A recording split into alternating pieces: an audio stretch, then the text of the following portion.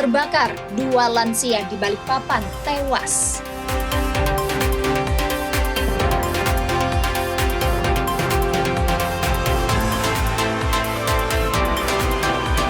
Tes kemampuan akademik perdana dimulai.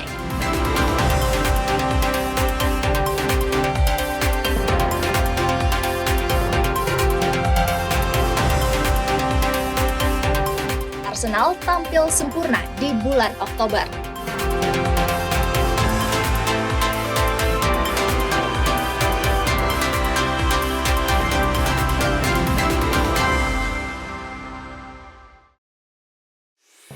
Halo, selamat pagi saudara. Senang kembali berjumpa dengan Anda di Kompas Kalsel hari ini, Selasa 4 November 2025. Selain 3 sorotan utama tadi, kami juga memiliki beragam sajian informasi menarik lainnya. Bersama saya Priscilla Nicholas selama 30 menit akan menemani pagi hari Anda. Hanya di Kompas TV, independen, terpercaya.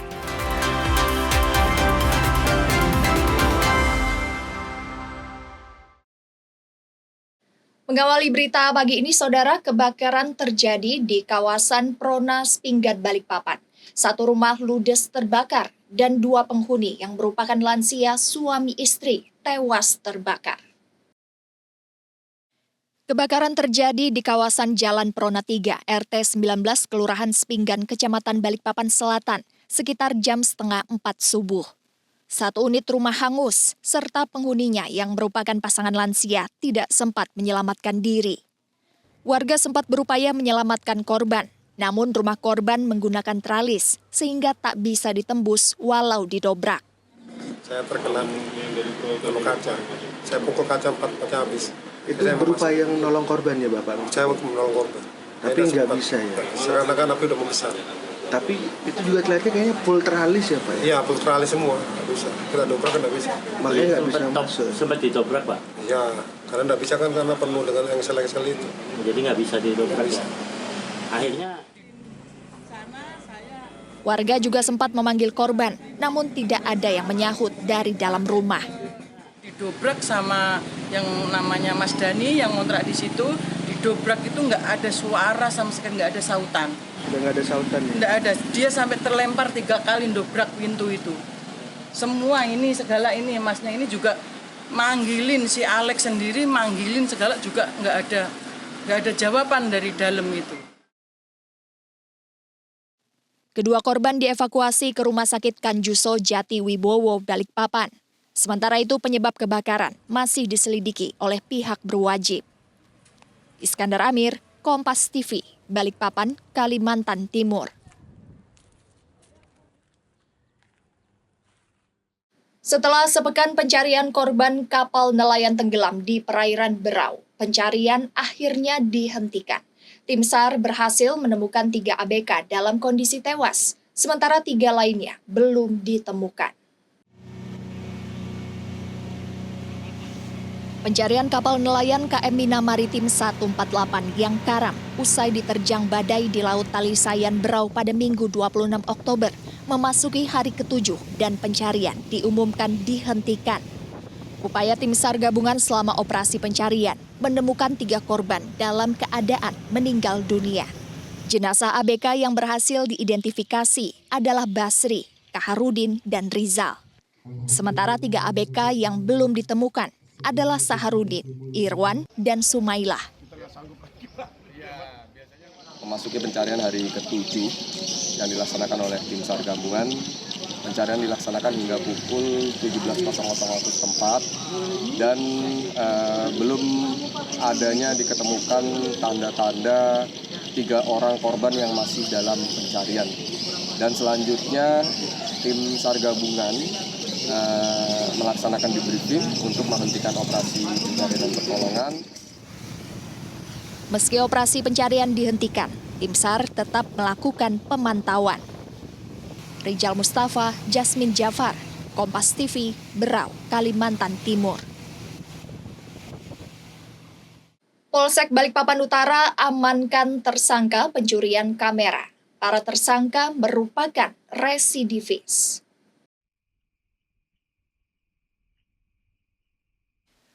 Polsek Kecamatan Balikpapan Utara menangkap A dan AZ, 2 tersangka pencurian rumah kosong.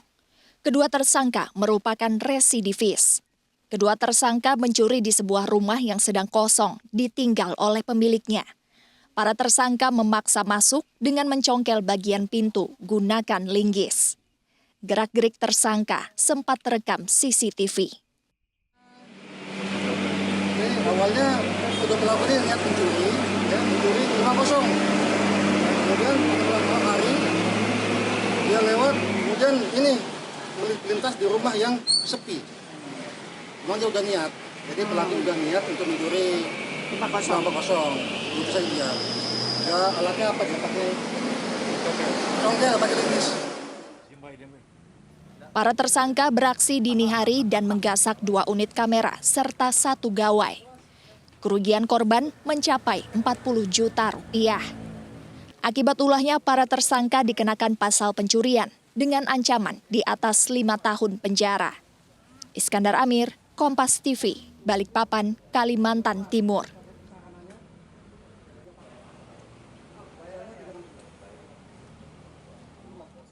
Beralih ke informasi lainnya, Saudara. Jembatan Sungai Ulin di Jalan Ahmad Yani kilometer 31,5 Banjarbaru dibuka. Dinas Perhubungan Kota Banjarbaru lakukan penyesuaian arus. Sejak Jumat sore, Jembatan Sungai Ulin di Jalan Ahmad Yani kilometer 31,5 Banjarbaru dibuka. Penyesuaian durasi lampu lalu lintas di ruas Jalan Ahmad Yani akan disesuaikan, yakni di Jalan Ahmad Yani kilometer 33 dan lampu lalu lintas Brimob. Sejumlah U-turn yang sebelumnya ditutup juga akan disesuaikan untuk dibuka kembali, termasuk lampu lalu lintas Adipura. Ada beberapa hal yang nanti perlu penyesuaian. Yang pertama adalah kami akan menyesuaikan lagi perhitungan lama lampu merah, terutama di 2 titik, yaitu titik Brimob dan titik TL33. Itu akan kita sesuaikan karena pada saat pengerjaan kemarin kita lakukan sedikit modifikasi. Seorang warga Banjarbaru, Inayati, mengaku senang dengan dibukanya kembali jembatan Jalan Ahmad Yani kilometer 31,5 yang menghubungkan ruas jalan utama di Banjarbaru. Anak berenang. Biasalah Pian kalau hari ini. Nyaman sih, ibaratnya bisa memperlancar lalu lintas, sementara kalau kemarin tertutup itu kan ada pakai jalan alternatif, itu bikin macet. Yang di jalan-jalan alternatif itu bikin macet. Jadi sementara sih. Alternatif itu makin padat biasanya, jadi perlu hati-hati lagi, jalan-jalan sempit lah, harus bergantian. Dengan dibukanya jalan ini, jarak tempuh juga menjadi lebih singkat karena tak perlu berputar melewati jalur alternatif. Nabila Ceva, Kompas TV, Banjarbaru, Kalimantan Selatan. Usai jeda, Saudara, kami akan kembali dengan informasi menarik lain. Di antaranya, tes kemampuan akademik perdana dimulai. Selengkapnya usai jeda berikut.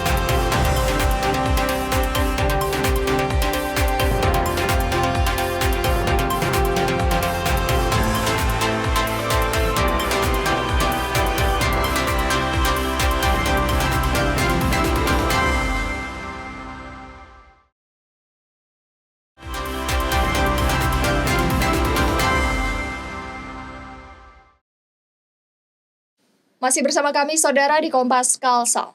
Tes kemampuan akademik TKA Perdana digelar serentak pada 3 November 2025. SMKN 2 Banjarmasin mewajibkan 552 peserta didik mengikuti ujian, termasuk 2 siswa dari SMKN 3 Palangkaraya yang sedang magang di Banjarmasin. Tes kemampuan akademik atau TKA Perdana digelar serentak pada 3 November 2025. Sekolah Menengah Kejuruan Negeri 2 Banjarmasin mewajibkan 552 siswa kelas 12 dan 13 mengikuti TKA ini. Para siswa terlihat antusias mengikuti TKA dengan menggunakan fasilitas komputer yang telah disediakan sekolah dan terbagi menjadi 3 ruangan ujian. 2 siswa dari SMKN 3 Palangkaraya yang sedang ikuti program magang di daerah Banjarmasin juga ikuti TKA di SMKN 2 Banjarmasin. Diikuti oleh semua anak di kelas 12 dan 13 di SMK Negeri 2 Banjarmasin. Bahkan ada 2 orang dari SMK Negeri 3 Palangkaraya yang mengikuti di tempat kami. Dengan alasan mereka mau pulang ke Palangkaraya jauh, dan alhamdulillah kami bisa mengakomodir, bisa memfasilitasi mereka ujian di sini. Sebanyak 5 mata pelajaran yang diujikan, yakni Bahasa Indonesia, Bahasa Inggris, dan Matematika. 2 di antaranya merupakan mata uji pilihan dari siswa. Salah satu siswi mengaku soal yang diberikan cukup banyak, sementara waktu pengerjaan terbilang singkat. Sangat gugup dan soalnya banyak sekali kakak, waktunya sedikit sekali, apalagi soal MTK itu sangat rumit. Terus belajar dari simulasi yang itu bisa diangkat dari pusat pendidikannya, tapi ternyata beda. TKA berlangsung hingga Kamis, dan hasil ujian ini diharapkan dapat menjadi nilai tambah dan pengalaman berharga bagi siswa. Saidah Aisyah, Kompas TV, Banjarmasin, Kalimantan Selatan.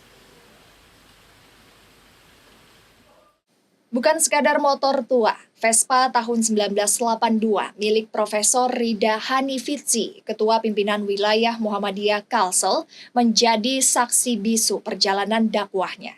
Dipajang di panggung pengukuhan Bikersmu Kalsel, Vespa ini menyatukan sejarah, hobi, dan semangat berbagi kebaikan. Membawa misi dakwah ini Sebuah Vespa tua tahun 1982 menjadi perhatian dalam prosesi pengukuhan Bikersmu Korwil Kalimantan Selatan di Banjarbaru. Vespa itu milik Ketua Pimpinan Wilayah Muhammadiyah Kalsel, Profesor Rida Hanifitzi, yang selama puluhan tahun menjadi saksi perjalanan dakwahnya ke berbagai wilayah pedalaman. Vespa itu dipajang di depan panggung sebagai pengingat perjalanan panjang dakwah Muhammadiyah yang penuh kesederhanaan. Ini di depan dipajang motor Vespa saya. Vespa ini tahun 1982. Kalau dinilai dari segi harganya mungkin tidak ada artinya. Tapi kalau dilihat dari sejarah perjuangannya, berapa banyak umat yang sudah merasakan dakwah melalui Vespa ini. Sementara itu, berdirinya Bikersmu Kalsel dianggap sebagai simbol kebangkitan semangat dakwah yang berakar dari kesederhanaan dan keikhlasan. Pernyataan itu disampaikan Ketua Bikersmu Korwil Kalsel, Aulia Rahman, usai menuntaskan pengukuhan komunitas motor yang dinaungi Muhammadiyah. Menurutnya, ajang ini tak sekadar menyatukan para pecinta motor, melainkan menjadi jalan untuk menyebarkan pesan kebaikan hingga ke daerah pelosok. Selain selamat sampai tujuan dan juga menikmati jalannya, jalan yang dilalui seperti touring yang lain, kami kawan-kawan Bikersmu sangat puas hatinya ketika dakwah atau hal yang kami coba sumbangkan itu sangat berarti bagi penerimanya. Begitu kira-kira. Tak hanya itu, Ketua Ikatan Motor Indonesia IMI Kalsel, Edi Sudarmadi, mengapresiasi langkah Bikersmu yang tidak hanya fokus pada hobi, namun juga membawa nilai-nilai kebaikan dan kepedulian sosial di jalan raya. Seorang bikers, tapi janganlah menjadi satu bikers yang jadi eksklusif. Nah, dengan eksklusif ini kan kurang nyaman. Tentunya dengan inklusif, ini pasti seperti Bikers pun ini tentunya inklusif tadinya. Seperti yang disampaikan Pak Mas Aulia tadi, perjalanan mereka ke Teluk Ramayang dengan perjalanan yang punya misi. Jadi perjalanan ini punya titel ataupun punya suatu tujuan. Selain melaksanakan pengukuhan, Bikersmu Kalimantan Selatan nyatanya juga menggelar talk show bersama Sandi Arif Aritonang, atau lebih dikenal sebagai Gas Cari Angin, yang merupakan seorang warga negara Indonesia yang dikenal karena melakukan perjalanan motor jarak jauh dengan melintasi sejumlah negara di dunia. Arpawi, Kompas TV, Banjarbaru, Kalimantan Selatan. Saudara, kelompok Tani Berkah Lestari memanen melon perdana dengan total 3,3 ton di Banjarbaru. Petani bilang hasil panen ini justru menarik perhatian sejumlah dapur makan bergizi gratis yang berminat menampung pasokan melon dan berpeluang meningkatkan pendapatan petani secara berkelanjutan.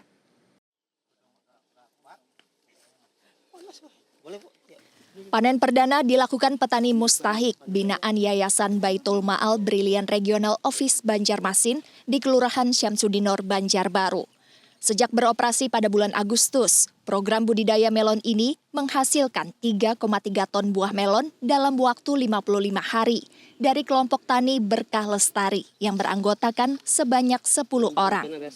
Petani mengaku bersyukur atas dukungan modal dan keahlian budidaya dari manfaat program tersebut karena dapat meningkatkan pendapatan dari usaha baru yang dijalankan. Tak hanya itu, petani bahkan mengklaim adanya sejumlah dapur Satuan Pelayanan Pemenuhan Gizi Nasional yang berminat mengambil hasil panen untuk program makan bergizi gratis. Alhamdulillah, memang buah melon ini salah satu buah unggulan yang masuk dalam list MBG untuk mensuplai dapur MBG, Pak. Di antara pisang, jeruk, semangka, dan lainnya. Jadi melon termasuk program buah yang strategis untuk kita kembangkan ke depan, Pak. Dan Alhamdulillah juga kami sudah mendapat link, bisa nanti masuk MBG, tidak hanya dapur-dapur yang ada di Syamsudinor, tapi juga wilayah Banjarmasin dan Martapura, Pak. Insya Allah ke depannya itu akan kami lanjutkan, Pak. Dengan syarat, ya tadi antara kualitas dan kuantitas dan juga kontinuitas harus bisa kita penuhi, Pak. Sementara itu, Supervisor YBM Brilian Banjarmasin, Habibur Rahman, bilang penentuan jenis usaha dan komoditas program dilakukan melalui pemetaan potensi serta peluang pasar di wilayah setempat. Melon dipilih karena harganya stabil, dengan masa tanam cepat dan hasilnya yang dapat langsung dirasakan petani. Memang untuk setiap program kita ngelihat potensi sih, Mas, dan akses pemasaran dan dari jenis buah kan. Kalau buah banyak, kalau melon ini jenisnya yang harganya lumayan lah kan. Nah, jadi bagaimana program-program yang kita salurkan itu nantinya berdampak kepada penerimanya sendiri. Ketika panen hasilnya bagus dan harganya pun itu yang kita harapkan, harga yang saat itu sedang bagus seperti itu. Dengan harga jual Rp9.000 per kilogram, panen perdana ini memberikan pendapatan lebih dari Rp29 juta bagi petani. Untuk menghindari oversupply, panen melon diakui petani harus terkelola secara teratur. Sebab petani khawatir jika pasokan terlalu banyak, justru membuat harga buah dapat turun dan membuat rugi petani. Arpawi, Kompas TV, Banjarbaru, Kalimantan Selatan. Saudara, rangkaian informasi tadi sekaligus mengakhiri perjumpaan kita di Kompas Kalsel hari ini. Saya Priscilla Nikola beserta kru yang bertugas mengucapkan terima kasih atas kebersamaan Anda. Selalu saksikan beragam sajian informasi terkini dan teraktual lainnya. Hanya di Kompas TV, independen, terpercaya. Sampai jumpa.